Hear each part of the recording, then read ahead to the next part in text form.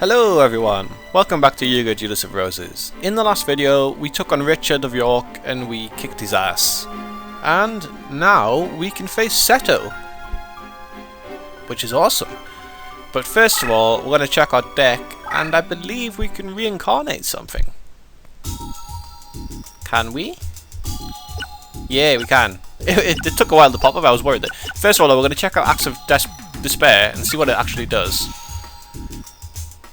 Beast, Warrior and Fiend monsters. Okay, that's not actually all that useful. The only Beast Warrior we have is the fusion from this thing. Well, the only Beast Warrior we want to use. We could also use this guy, I suppose.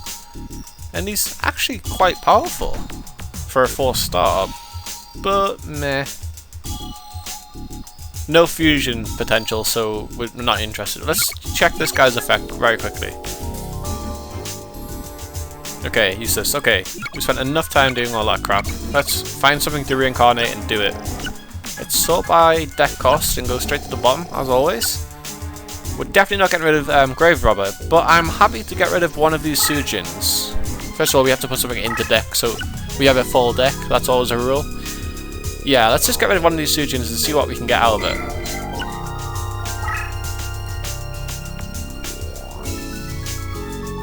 Awesome. I love that card.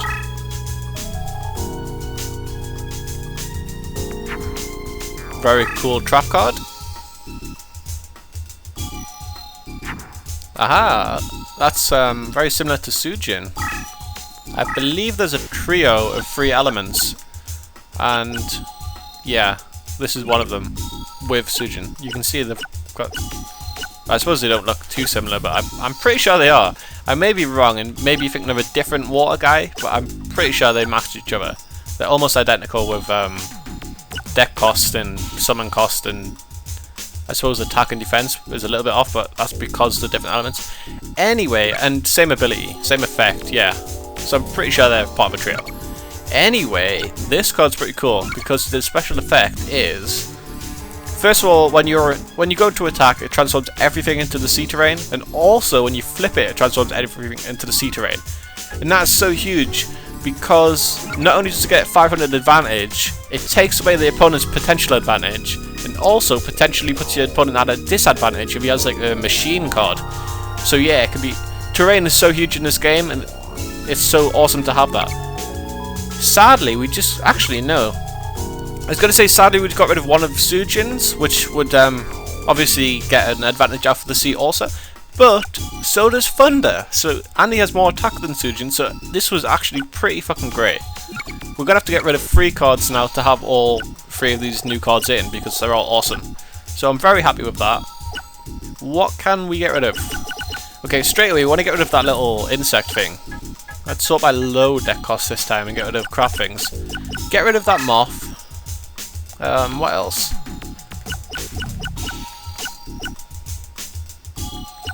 We want to keep the 1-star cards just because they're the best things to sacrifice, really.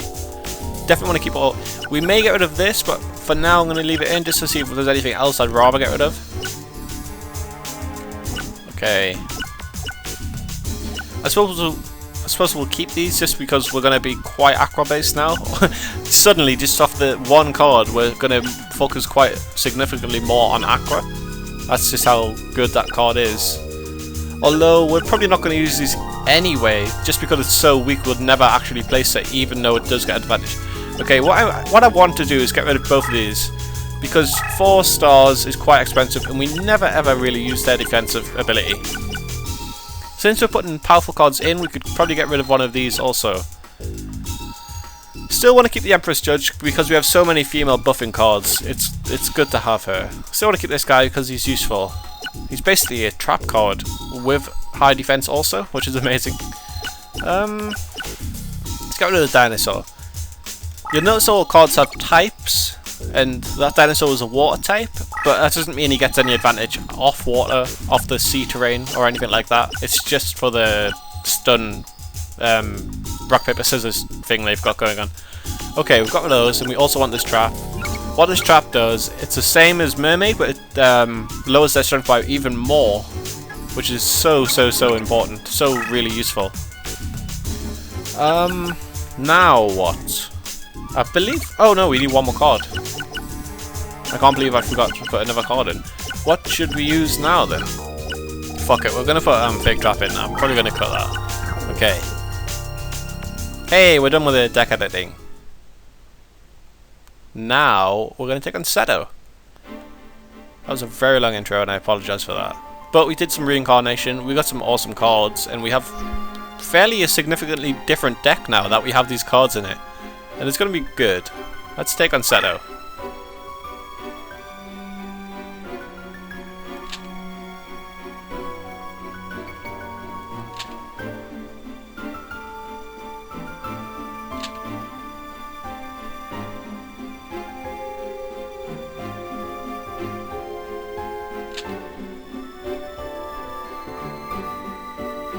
That's such a common trope, but I'm not sure who actually does. I want to say Vegeta, but I don't think that's actually something really he does.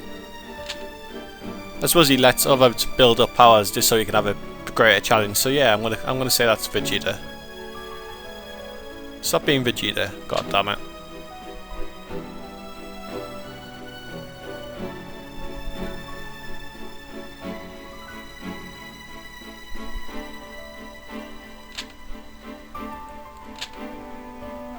Now I just feel hungry, he's munching all these food stuff.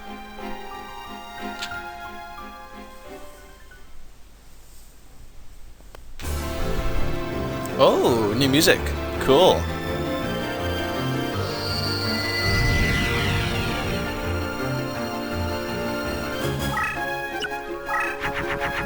Okay. For once we're not going to advance straight away. Well, I want to check my cards before advancing. One of the really powerful things about this guy is he can move 2 turns. His deck leader can. So yeah, that's huge. Also he summons something cheaper, which I never actually knew that. That's also huge. He can summon dragon types cheaper than anything else. But the movement thing really screws me over a lot. Okay, for now though, we're going to just send a trap directly at him. And what do we want to use? We're just going to use the... what's it called? The spellbinding trap for now.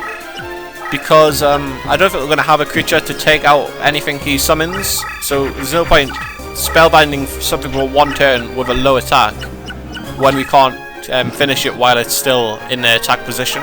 I'd rather just spellbind it for 3 turns and then I can play with it when I want to. Okay, something we can do is fuse this and then power it up. And I don't know.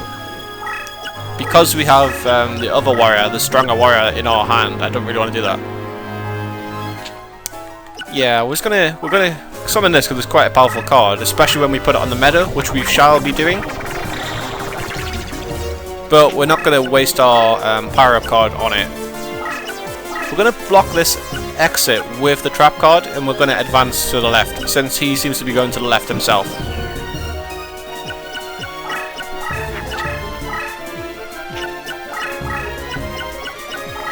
It probably doesn't need to be said, but this guy has very powerful cards.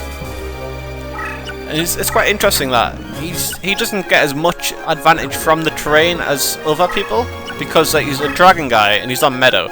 Not to say he doesn't have some good, powerful cards that do get advantages off the meadow, though.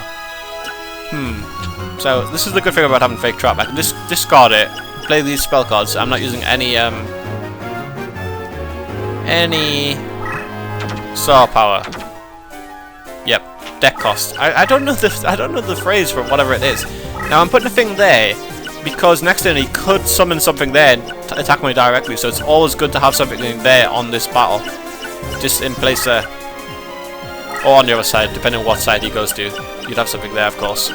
But I notice he actually often goes left. I'm not entirely sure if that's like just... what's it called?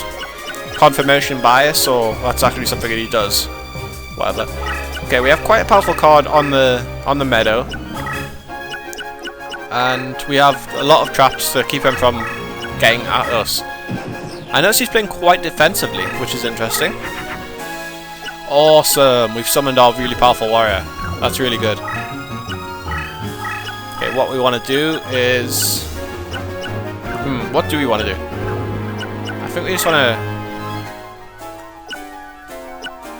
want to slowly advance with this guy. And also, we're going to sacrifice the spider, partially to summon the power up the Swordmaster, partially simply because we have so many powerful cards anyway, and the Swordmaster's better since it's going to be powered up by the meadow when we get it on there, as a warrior. And yeah, that's what we're going to do.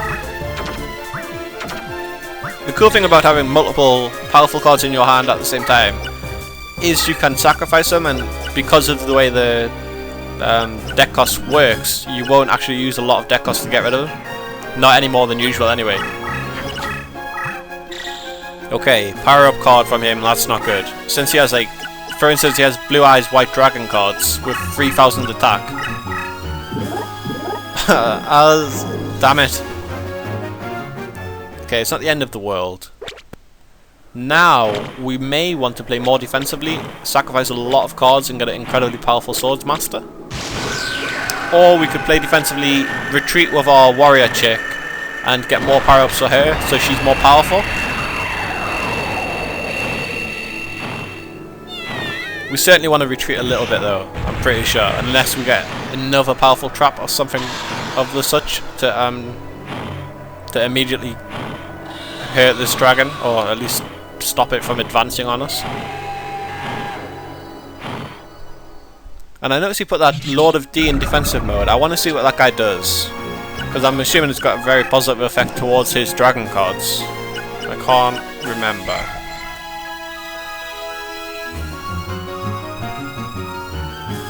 Okay, that's interesting, but it's only spell cards. I don't believe that counts trap cards, otherwise it'd be incredibly powerful.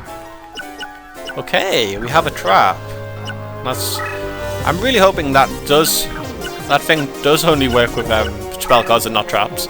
We're gonna put our eggs in one basket and hope it does, and just put this trap here. Just wait for him to advance, and he's gonna die. He's gonna trigger the trap. Then we can kill him next turn and advance. And in the meantime, we're gonna get more star points to summon this guy.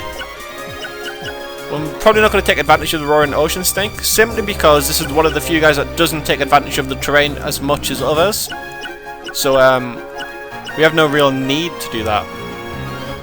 Now, okay, I probably want to shuffle the leader and get this trap going leftwards also with it, but not in this turn, because if I move this and move this down, he could summon there and then do bad stuff to me.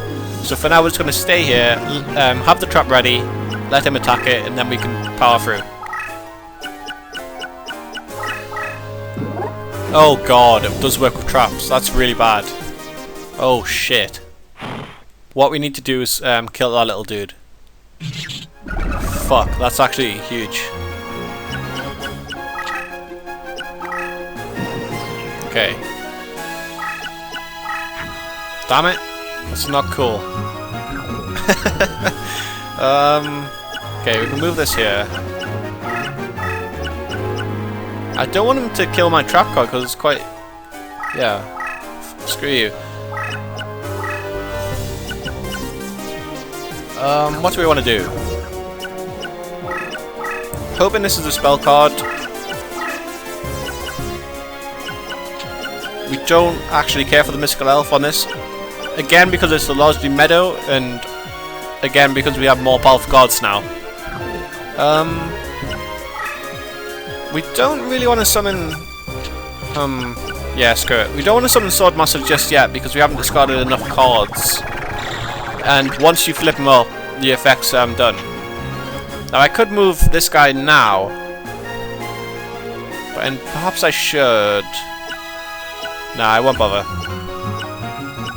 Although I may regret not doing that, but we'll see what happens first. Because he may retreat from that spell card that he doesn't know is a trap. Okay, he's not retreating.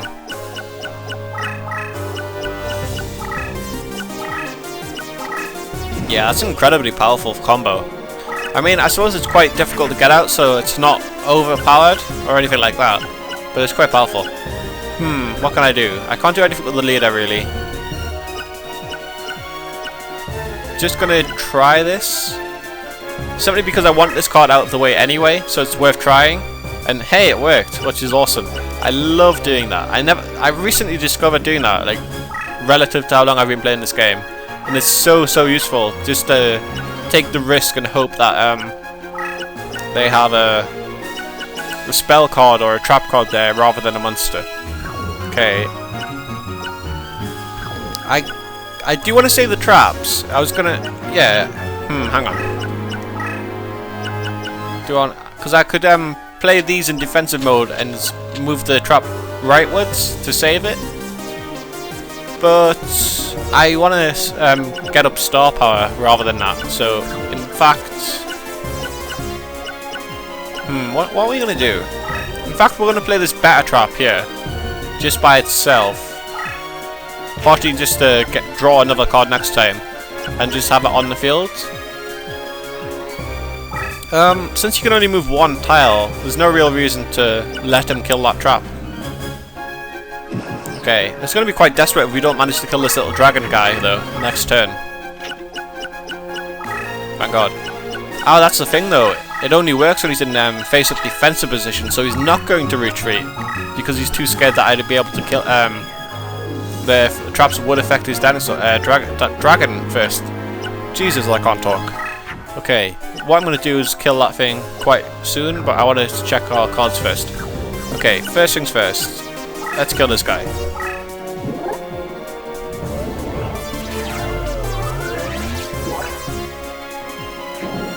Don't really want to change too much of the terrain to aqua on this battle because we'd rather be able to get our warriors more buffed up. So it's a good thing it's quite out of the way from where the leader is. And at the same time it gives us quite a good defensive point where we have one big creature in the terrain. Interesting attack. We'll probably leave one trap with this guy just to defend him. Or in fact we may advance with him. Because whenever he goes into battle, he'll also make it sea terrain. So he's never at a disadvantage terrain wise, which is so huge. It makes him quite overpowered in my opinion. Aqua is a very powerful strategy in this game. Okay, now we have all these traps around, so we should be safe from this guy. Although you could always play another of those things, put it in face-up defensive position, and then attack, and then I'm dead. But I don't know if he's going to do that or not. What are we going to do? Dare I be ballsy again and just advance with this? It's not an all too powerful trap card, so I'm not too worried about losing it. But hey, it's working out. That's pretty fucking sweet. What we're going to do, we're going to kill all of these. I'm going to save this grave robber card because that could be incredibly useful. At the very least, we could use one of our trap cards, our more powerful trap cards, and use that again. Now I've got this here. How much? Okay. We want to let him trigger a trap with his dragon, so we're pretty safe as is here. Unless he uses one of those little D things, and then well played to him, I suppose, because he'll win the battle if that happens. And we'll learn our lesson not to let him do that next time. But here we go. I'm not entirely sure how it works out which trap's going to be applied. It may be random. I'm not sure. I possibly could have made sure the best trap works, and that's awesome about advancing with a trap. Now this guy gets trapped there for 3 turns, which is pretty significant. So he's basically out of the battle for a long time anyway. Now, what shall I do with this guy? Yeah, this is why traps are so awesome. I do want to advance with this guy, screw it. And can I summon and discard anything else? I suppose so. In fact, yes. We're gonna back this guy up with a trap while discarding these 2 creature cards. Okay, so he's now safe. And this guy's gonna be more powerful when he's flipped up and attacking this thing. How powerful is he? 4,000, that's pretty fucking great. So even if he summons a Blue Eyes White Dragon with 2 power-ups, we should be able to at least equal it.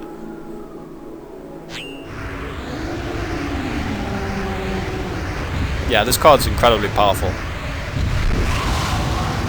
It's great to have 3 of them also, or more than one, because each one is powered up by how many cards are in your graveyard, and that doesn't really like. That doesn't change when you use one of them. Like, the cards are still in the graveyard, so future ones will also be affected by it. Okay, that was awesome. Now we've gotten into a corner. It is one dragon's useless there. In fact, we could attack the dragon next turn to do more damage, but of course we'd rather attack his leader directly.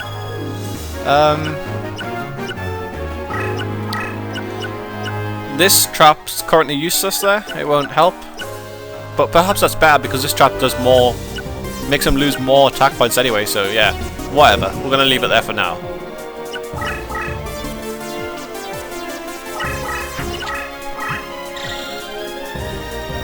Now, since that's just been powered up, we know for a fact it can't be a trap card. So, we know that he hasn't got any trap cards. So, we've won. We know that we've won. What do we want to do? Sadly, one of the cards that doesn't come in the slot machines is Blue Eyes White Dragon.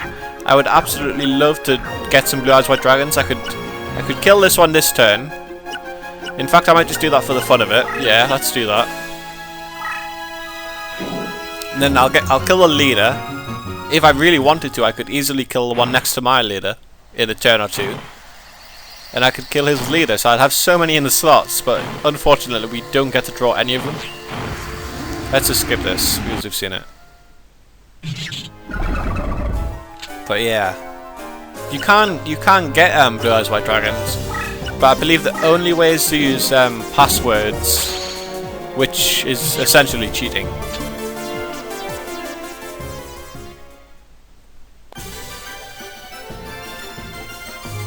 Alright, we beat Seto! Hooray! Pretty good run with this deck. We've defeated everyone. We've only had trouble on one of the easier opponents. As you can see, Blue Eyes White Dragon isn't here. I'm not entirely sure what that ritual card looking thing is, but we're gonna go for it anyway.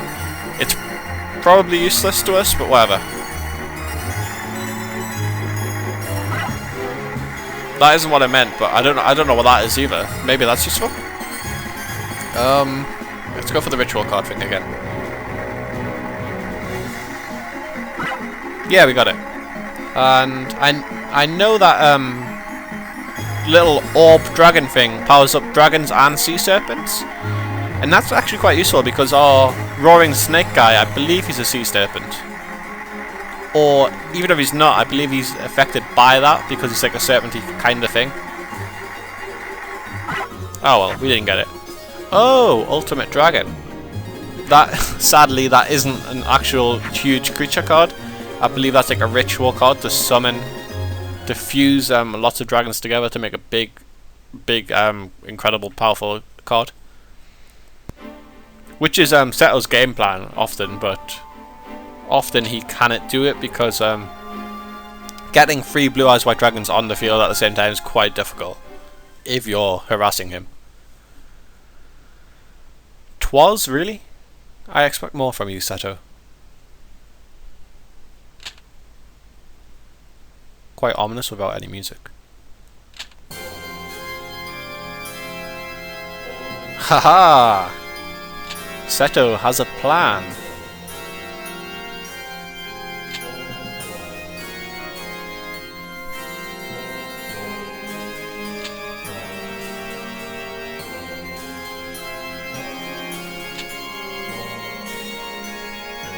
Oh yeah, Seto. Yeah, I meant to lose. Actually, I lost on purpose because this thing, I wasn't trying. You see, yeah. Bullshit.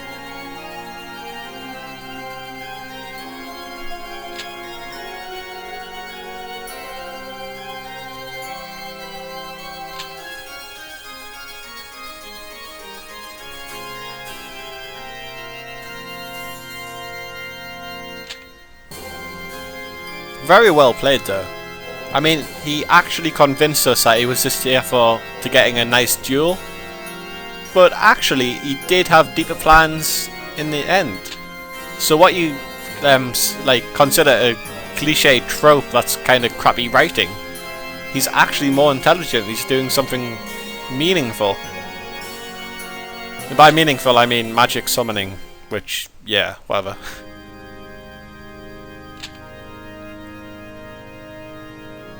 Oh, come on, don't call this child.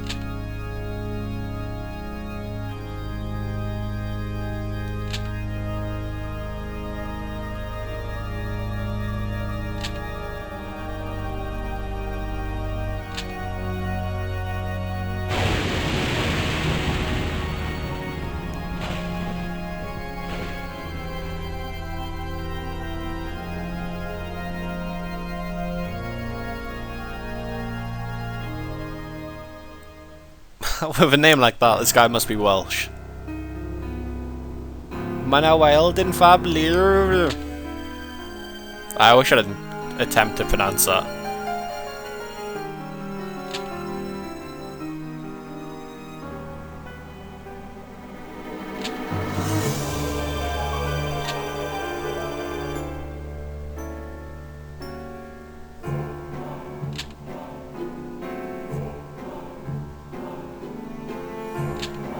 I'm a fine offering. Yay! Holy fucking shit, look at that deck cost. That's ridiculous. What's cool though here, you can, because they're both in the same battlefield, you can change who you want to duel next, so you can still fight Seto even though you've just defeated him.